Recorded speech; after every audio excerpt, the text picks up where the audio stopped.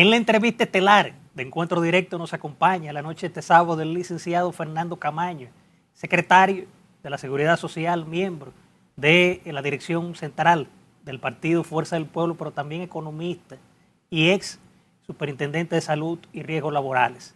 Licenciado Camaño, bienvenido. Buenas, gracias por la invitación. Es un honor de nuevo estar con ustedes en el día de hoy. Gracias un por gusto la invitación. recibirle. Gracias por la invitación. Gracias a usted, licenciado Camaño. Licenciado Camaño, haciendo una panorámica, una radiografía, su posición sobre la participación del presidente de la República, Luis Abinader, en la ONU, ¿qué de beneficio tiene las cosas que se expresaron ahí? Sobre todo que uno de los temas puntuales fue lo de Puerto Príncipe, Haití. Mira, realmente lo tocó de soslayo en uno de sus muchas pinceladas que él dio, pero es penoso que el presidente desperdiciara esa oportunidad, aunque el tema, en el fondo, además del 75 aniversario de la ONU, de su fundación, de la cual nosotros somos signatarios de los primeros como país, también estaba la firma del Pacto para el Futuro, donde trata Guterres, la cabeza, el líder de la ONU, quien nos representa supuestamente a los 193 países signatarios, donde se iba a firmar algo que, en todo caso, lo que es una extensión de lo que hoy se conoce todavía como las metas del desarrollo sostenible, el 2030 y todo aquello. Es una extensión más de algo que el presidente nuestro pudo aportar, porque se supone que usted no iba a hacer allí una rendición de cuentas. Entonces, ¿qué estoy diciendo con todo esto? El tema fundamental era otro, la firma de un pacto. También darle importancia al 75 aniversario y que cada presidente, cada país tuviera aportes que hacer al multilateralismo que se está hundiendo. Entonces, se perdió la oportunidad de que, al mencionar, por ejemplo, el caso de la ayuda a Haití, o ser una parte fundamental en la sostenibilidad todavía de aquello que se llama nación haitiana, que es un Estado hasta ahora que demuestra ser un Estado fallido, los sacrificios que ha hecho el pueblo dominicano, no el presidente de la República, no el gobierno, el pueblo dominicano, con toda esa ayuda que se da de manera indirecta y directa. La primera empieza con lo de dejarlo cruzar y dejar las mafias haciendo lo que hacen, pudiendo darle oportunidades de empleo en todo el sector informal, pero súmale entonces ahora lo que duele en los bolsillos del dominicano. Educación gratis, salud gratis, a la vez que se deteriora la nuestra. Entonces, ¿por qué traigo todo esto a colación? Porque si se está hablando en ese evento de antes de ayer en la ONU, que todavía creo que sigue, seguía el día de ayer viernes, te digo que perdió la oportunidad porque de lo que se trata para nosotros es precisamente de seguridad en cuanto al equilibrio internacional, las buenas relaciones. Nosotros tenemos a Haití, el país más necesitado del hemisferio, y él no importantiza que el sacrificio que se ha hecho nos puede llevar a una balcanización. ¿Con esto qué digo? Somos dos países muy diferentes, con culturas muy diferentes, con credos muy diferentes. Nos lo hemos echado arriba porque el presidente entendía que le convenía, llegó la reelección, pasó la reelección, pero ¿ahora qué? Aunque sea, toma la oportunidad y dile al mundo, señores, mi país está en riesgo porque nosotros estamos haciendo esto por los haitianos. Entonces, simplemente se limita a dos líneas donde dice que han hecho suficiente y que celebra que la comunidad internacional ya intervino militarmente en Haití. Bien, perfecto. Y que no podemos hacer más nada. No, tienes que decir algo más porque las consecuencias vienen. Sin embargo, notamos que ante la presentación del presidente Abinader en las Naciones Unidas, definitivamente realizó una amplia rendición de cuentas, aunque entiendo yo que al receptor equivocado, porque son informaciones que necesita la ciudadanía para saber en qué pie estamos parados frente a una inminente reforma fiscal. En ese sentido, me gustaría, ya que recientemente el ministro de Hacienda dio más que unas pinceladas sobre lo que incluiría, independientemente de que no tenemos los números. Por ejemplo, se habla de ampliar la base impositiva por un lado, de manera totalizada, y yo diría que hasta totalitaria. ¿Cómo se calcula de una manera real el impacto económico de ampliar la base impositiva a productos muy básicos que están exentos actualmente de impuestos y a la vez soporto a la clase más empobrecida a través de las asistencias sociales? ¿Cómo se logra ese equilibrio y a la vez reduzco con una reforma fiscal que recauda, pero busca un equilibrio de ahorro? ¿Cómo es que se logra? Porque veo que son elementos hasta antagónicos. Mira, yo me remonto o me refiero de manera directa a los últimos 4 años donde él fue gobierno. 4 años. Los 4 años hubieron 2 alibis, como dicen, 2 coartadas del crimen. La pandemia y una lejana crisis en el mercado internacional como consecuencia de la guerra Rusia-Ucrania. Esas fueron las dos coartadas para decir que ellos estaban en crisis y todo aquello. Sin embargo, vimos el dispendio enorme que hubo en los 4 años y todavía siguen el dispendio. Voy a poner un pequeño ejemplo antes de responder tu pregunta. 57 millones de pesos se va a gastar en la Oficina de Ética Gubernamental en un congreso, en Hard Rock Café Hotel, en Bávaro. 57 millones. ¿Es eso necesario? ¿Es eso prudente? De la Oficina de Ética, en un momento que tú le estás diciendo al pueblo dominicano, el lobo viene una reforma fiscal, que no te lo explican bien como tú has dicho, que solamente han dicho que necesitan 110.000 millones. Pero 110.000 millones se lo podemos demostrar perfectamente, que lo pueden recuperar o ahorrárselo regresando a la nómina del 19, a la nómina del gasto público del 19. Tenemos los números. Se lo hemos publicado. Solo con eso, y mira, que estoy haciendo en esto lo siguiente. Cuando hablamos del 19 es porque el año donde él recibió fue en el 20. Es la referencia anterior antes de que asumiera el poder. Sin embargo, si tú lo comparas con el 19, tú estás siendo indulgente. ¿Por qué? Porque sabemos que el abuso en el gasto del gobierno pasado fue enorme en el 19, porque era previo electoral. Hazlo al promedio de los últimos 4 años del gobierno pasado y con eso tú vas a tener casi 200.000 millones de pesos en ahorro. O sea, que si lo comparamos con el 19 somos indulgentes, porque fue anormal, fue un abuso también. Entonces, no dicen qué tan progresiva podría ser, simplemente te dejan algunos visos de que sería una reforma regresiva. Y le explicamos a nuestro pueblo qué quiere decir eso. Lo de regresivo tiene que ver con ITEVIS, vamos a hablar claro. Tiene que ver con impuesto al consumo, que es el impuesto más seguro de recaudación en cualquier parte del mundo. Pero es el más abusivo cuando tú tienes una canasta familiar de 45.000 pesos mensuales y tienes un salario medio mucho menor, sin contar con aquellos que tienen salario mínimo. ¿Cómo se alimentan? ¿Cómo?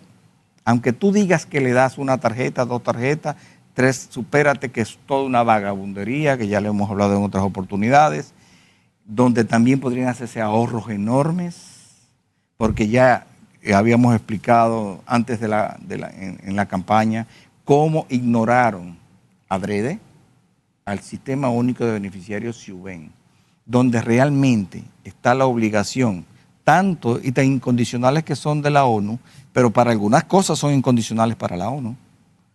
Con el PNUD no se cumplían los acuerdos para que el SIUBEN realmente pudiera actualizar los mapas de pobreza cada cierto tiempo. Eso no se hace, porque no interesa identificar realmente la pobreza. Simplemente la usan como discurso. ¿Qué dicen ahora? Que la pobreza monetaria ha reducido. Se ha reducido, pero ¿la de quién? La de 3/4 millón de personas que trabajan en el Estado. Qué bueno que esas familias reciben un salario. Pero no me vengas a decir ahora entonces que necesitas dinero cuando tú has llevado esa nómina pública por clientelismo político, en gran medida, no es otra la explicación, que deje de marearnos, porque el señor presidente Abinader y su gobierno tienen un sello gomígrafo en la frente que dice miento, miento, miento, que algo quedó. Bueno, de hecho, el pago de nómina fue señalado, entre otras instituciones que se han dedicado a plantear los detalles que el gobierno hasta el momento no ha presentado para hablar de la reforma fiscal, y ellos establecen, por ejemplo, el CRES, que el pago de nómina es el mayor gasto del gobierno debido a la cantidad de empleados que hemos visto que año tras año se incrementa, mientras de manera paralela, año tras año, el gobierno emite decretos para supuesta reducción de gastos superfluos. ¿A qué entiende usted que no compagine los resultados de ambas medidas? Mira, es que realmente en el fondo ellos saben que no pueden, por los compromisos políticos y de grupos que tienen y grupos de intereses. ¿Por qué? Mira, de los 86 mil millones que tenían en déficit presupuestario cuando entraron, lo tienen en 240 mil millones el déficit, y es posible que cerremos el año prácticamente con lo mismo. Ellos saben que de eso que estoy diciendo, más del 40%, casi el 80%, lo explica en gran medida en la nómina y la mala gestión del sector eléctrico. O sea, las distribuidoras, el subsidio eléctrico. Entonces, ese es un tema. El segundo es las exenciones fiscales que no quieren tocar. Entonces se quieren ir por lo más débil. ¿Quién? El pueblo dominicano. Hablan de un 20% en el ITEVI. El 18% es un abuso. Y no solamente subirle 2 puntos porcentuales. Fíjate que no se atreven de hablar de eso.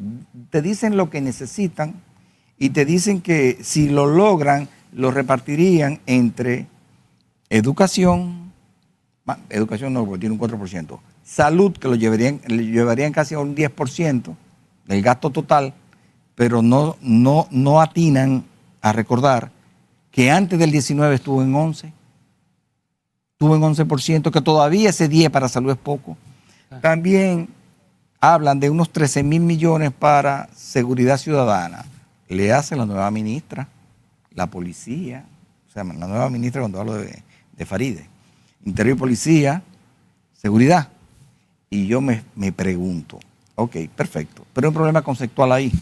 Ellos quieren atacar lo que es el resultado. La causa de la violencia que hay en este país tiene que ver en gran medida por la pobreza, por la falta de oportunidades. Es más, yo diría más, el dominicano se levanta molesto, incómodo, porque no hubo apagones todo el día, no llegó la luz, el agua de muy mala calidad, y para colmo, cuando viene el tema de las inscripciones de los muchachos, no hay cupo, porque hay haitianos que necesitan ser educados. Bien, licenciado Camaño, con su permiso, y el de los amables televidentes, nos vamos a una pausa comercial y en breve volvemos con la entrevista estelar de Encuentro Directo.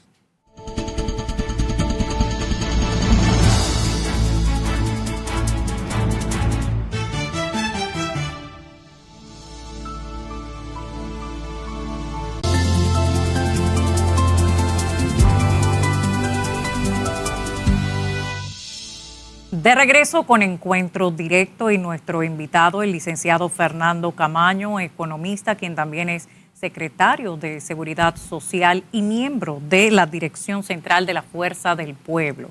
Conversábamos en el bloque anterior algunos de los elementos más fundamentales a la hora de hablar de una eventual reforma fiscal para la República Dominicana. Ahora bien, también hay un aspecto que debiéramos abordar para hablar de ese tema que impacta a todos los dominicanos, y es el tema de asumir dentro del Estado dominicano a otro Estado, en este caso al más empobrecido de todo el hemisferio, Haití. Usted conversaba con nosotros y nos hablaba del tema del presupuesto en salud y que no es suficiente con el 10%, tampoco lo fue cuando estuvo en 11%, y entiendo que la tendencia da hacia el incremento por esa realidad que en su momento fue migratoria, ahora yo entiendo que impacta ya directamente la soberanía. Dígame usted qué opinión le merece, buscando ese contexto, las recientes declaraciones del secretario de Estado de los Estados Unidos, Anthony Blinken, cuando ahora está ofreciendo, vamos a escuchar el monto para que no le quede la menor duda, de 685 millones de dólares a países latinoamericanos para que acojan ellos a los migrantes.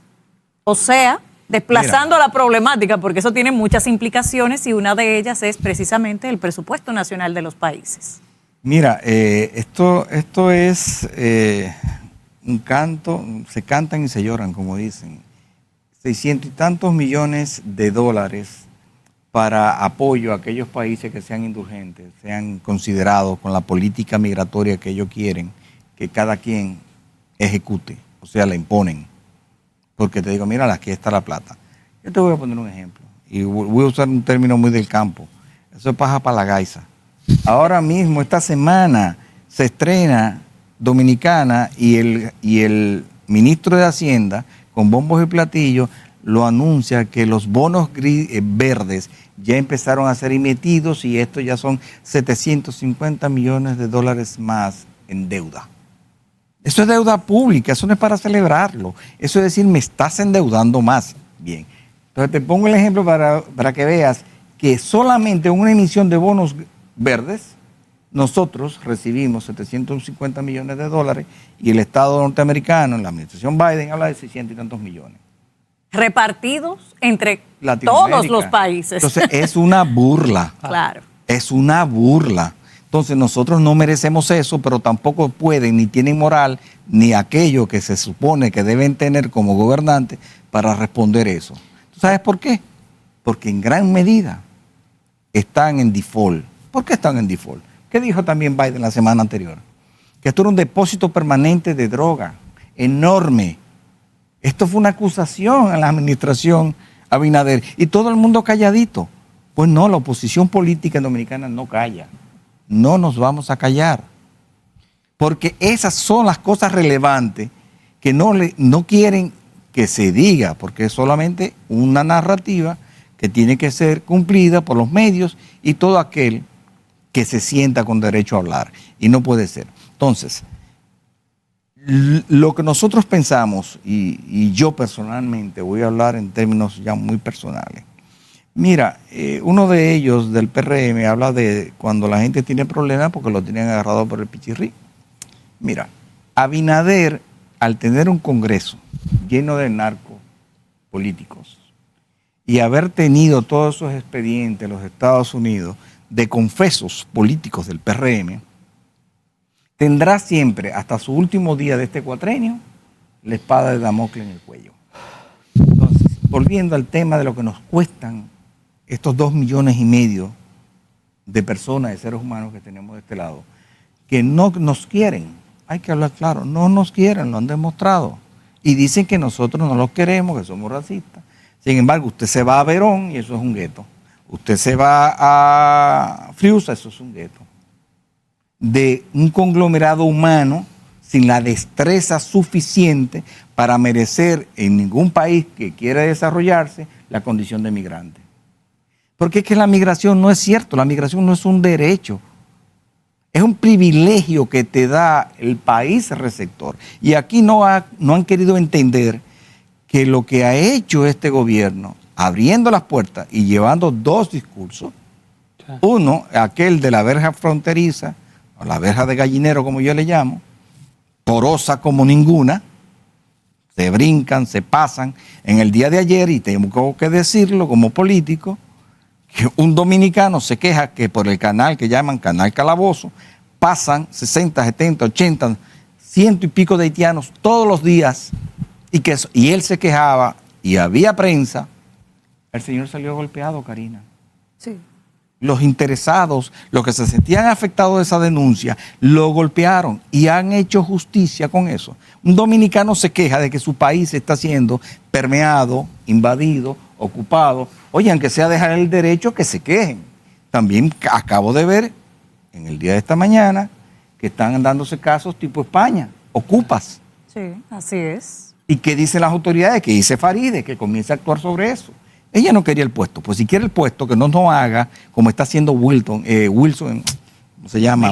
Milton Morrison, que al llegar al puesto está hablando de un pacto de seguridad vial. ¿Pacto con quién? Usted lo que tiene que resolver los problemas. Usted asumió un cargo. Usted tiene la ley que le permite actuar en consecuencia, que son los problemas graves que tenemos acá. Accidentes permanentemente. Y no me puede decir el presidente que eso se debe a que no usan cascos. Dime, por Dios. Eso lo puede decir cualquiera, pero no una autoridad, y mucho menos un presidente. Si no tienen casco, haga lo que lo tengan puesto. Y ahora tenemos una población motorizada también del país vecino, que no tiene costumbre de que los regulen para nada, que no sabemos si tienen licencia y tampoco usan casco. Entonces... Bueno, imponen en la vía pública su propia ley. El desorden. Licenciado Camaño, hubo otro tema que habló el presidente en la ONU, y es que habló como de una exención de generación casi de un 15%. Eso es factible. ¿Una exención? Se llama excedente de generación. Ah, ya, ese yo le voy a decir que sí, que si él lo tiene, que le venda lo que él dice, el cable submarino, o coloca el cable submarino y le vende energía de esa que le sobra a Puerto Rico. Pero yo le voy a decir, váyase entonces a Cristo Rey, váyase a Los Tres Brazos, váyase a Ciruelito, váyase a Maquiteria, váyase a Villamella, váyase al Gran Almirante, donde usted quiera. Solo en el polígono central tenemos luz eléctrica permanente. Hay que decirlo, la gente está pasando trabajo. No solamente es hambre, es trabajo de todo tipo, porque no se puede bañar, no se puede dormir con un abanico, tiene que amanecer molesto, como decía hace un rato. En esas condiciones usted quiere hacer una reforma fiscal y subirme de 18 al 20. Ustedes quieren que esto se queme y después no diga que la oposición.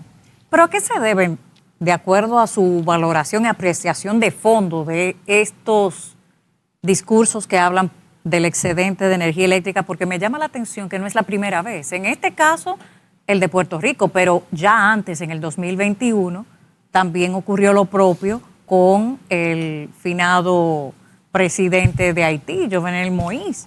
Mira. Una negociación muy similar con excedente energético, cuando en la República Dominicana los apagones son la norma. Karina, mira, pudo haber costado todo lo que se quiera y pudo haber tenido todas las falencias en cuanto a la contratación, los costos, la famosa Catalina.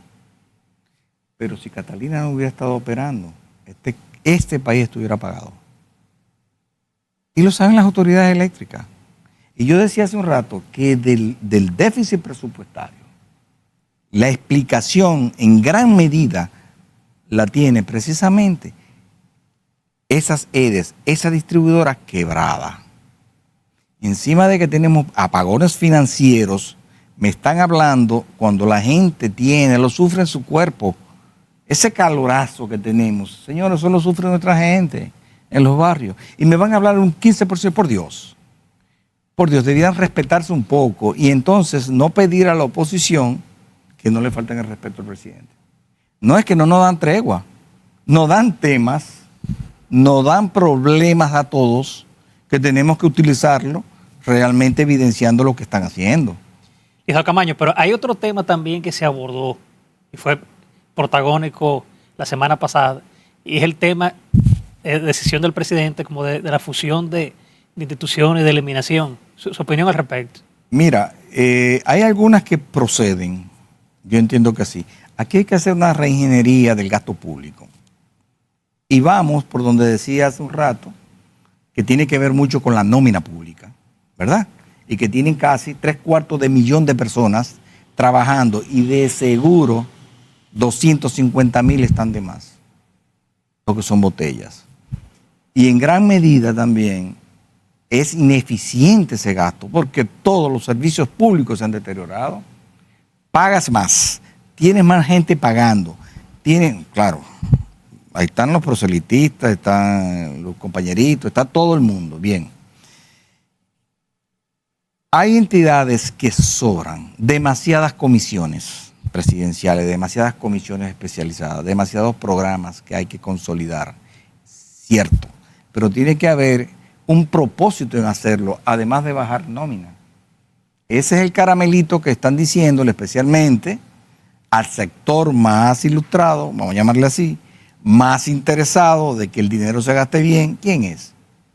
No solamente es el pueblo común y corriente que pagamos ITEVI, no. Los empresarios quieren que el dinero realmente se gaste bien. Entonces le dicen, no, vamos a ser más eficientes, vamos a bajar el gasto público y la burocracia, vamos a hacer un Estado más chico. Vamos a ser más neoliberales. Entonces con esto quieren contentar a algunos sectores. Pero, ¿qué digo yo? Tiene que haber una visión. Pongo el ejemplo de que quieren formar el Ministerio de Desarrollo Social. Paquete de programas, incluyendo el Gabinete de Política Social. Hacemos el bollito, como dicen, y tenemos no, se olvidan de algo fundamental en eso. Porque no están dando detalles, no lo están dando. ¿Y por qué? Porque tiene control, como dice, total, omnipotente de su Congreso, de su narcocongreso, en gran medida. Y no me arrepiento de decirlo. Muchos llegaron por la inversión que hicieron ciertas personas que hoy están procesadas y confeso en los Estados Unidos. Entonces, si no lo son lo que están, muchos llegaron porque aquellos invirtieron. Entonces, ahí hay narcopolítica. Bien, si tú vas a formar un Ministerio de Desarrollo Social, debes recordar que el empleo, la política de empleo, es el factor más fundamental en la inclusión social, en la dignidad de las familias. Nosotros nos concebimos un Ministerio de Desarrollo Social sin que esté la política de empleo, y la política de empleo la maneja el Ministerio de Trabajo. Tú no lo puedes dejar fuera. Entonces, en algunos casos no vamos a entrar mucho en detalle porque ellos no lo han presentado, esperamos que lo presenten para hacerle las enmiendas del lugar.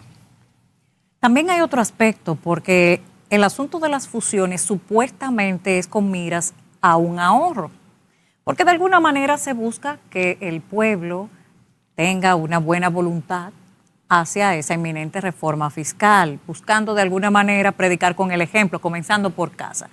Cuando vamos al fondo, hay una realidad. El pueblo siempre ha pedido desde hace mucho tiempo fusión de ciertos ministerios por un tema de sentido común y de ahorro. Uno de ellos es que se cree el Ministerio de la Familia unificando los intereses de la juventud, la mujer, o sea, cada uno de los miembros que en efecto componen la familia. ¿Qué hemos visto en esta propuesta? Que el presidente dejó al margen esos ministerios que de hecho, a medida que pasan los años, aumentan su presupuesto. El Ministerio de la Mujer es un ejemplo concreto de ese caso que les menciono. Y aún no se ha logrado la reforma fiscal. El ministro de Hacienda, cuando fue cuestionado sobre el tema del Ministerio de la Mujer no incluido, él reafirmó, no será tocado y en el año 2025 se le incrementará el presupuesto. Mira, cuando ellos iniciaron su globo de ensayo en los medios, ustedes notaron que ni siquiera para ese momento tenían idea de lo que querían ni cómo lo iban a defender. El presidente decía una cosa, el ministro Vicente decía otro y el ministro Pavel Isa decía otra cosa. ¿Ustedes recuerdan? Sí. Fue muy sintomático eso. Todavía hay mucho de eso. Todavía hay mucho de eso en estas alturas. A estas alturas, ¿por qué? Porque son unos improvisados. Yo no me voy, yo no le doy vuelta a las cosas. Son unos improvisados. Yo te voy a preguntar, le hago la pregunta al público. ¿Ustedes vieron eso en un programa de gobierno? ¿Lo prometieron como un programa de gobierno? Dieron muestra de que estaba pensado, que eso estaba rumiado, que eso estaba ya decidido. Si hubiese sido así, desde un programa de gobierno, eso llega ya listo para ahora. Y ahora están dando tumbo y tratando de ver a quién complazco, a quién no. Y entonces salen artículos como el que mencioné hace un ratito, de representantes del sector empresarial que le dicen, miren, señores, tengan cuidado.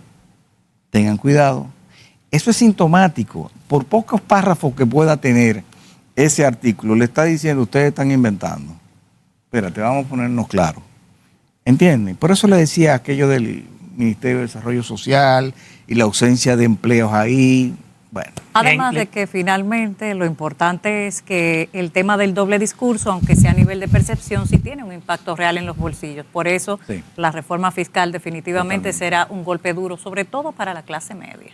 Y la clase baja. Le llamamos clase baja, no debiéramos utilizar el término clase, sino nuestra gente más vulnerable abajo, el que no gana, porque usted no va, no es verdad que usted va con las promesas y todo lo que están diciendo, que la pobreza bajó, que con todo aquello usted no va al supermercado ni paga las necesidades de la familia con promesas, Exacto. palabras. Bien, licenciado Fernando Camaño, ha sido un honor haberlo tenido aquí en el programa y esperamos que se repita pronto. Se nos hizo corto, Sí. Ciertamente. pero muy corto. Pasa rápido el tiempo. Pasó el tiempo rápido, aunque Demasiado. creo que el de la reforma será todavía más rápido. Bueno, esperemos que salga, entonces la discutimos aquí más en detalle, porque Sí. hoy tuvimos que irnos más a la apreciación de lo que están haciendo que a lo que realmente quieren hacer. Gracias. Luego el vistazo técnico. Exacto. Bien, amables televidentes, nos vamos a una pausa comercial y en breve volvemos ya a la rectica final de Encuentro Directo.